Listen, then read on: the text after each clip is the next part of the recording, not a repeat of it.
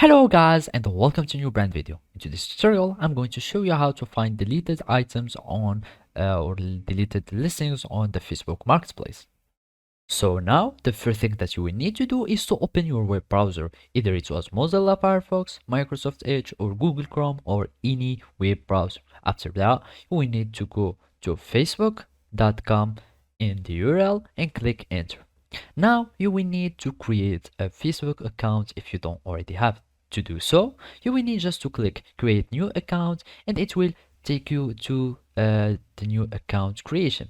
So basically all you need to do is to fill in all this information and then you will click on sign up. After that, you will have your Facebook account that will be created successfully.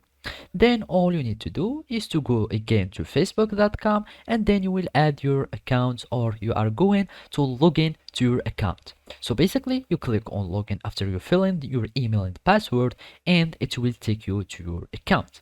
And now the last thing to do is to go to the marketplace, and now all it remains to do again is to follow these simple steps. And now all you need to do is to go to selling, so you'll find all your listing. And this example, I'm going just to delete this one. So basically I'm just going to delete this listing. And basically let's just have no reason and I'm going just to delete it.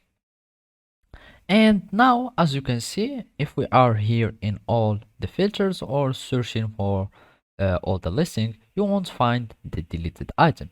So basically if you delete an item from your listing, it will be permanently deleted.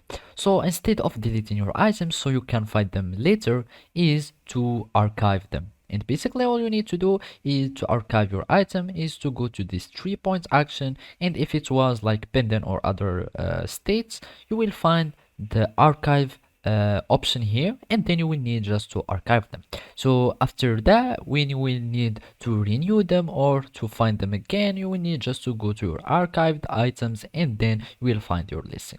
So that's it. Thank you for watching and see you next time.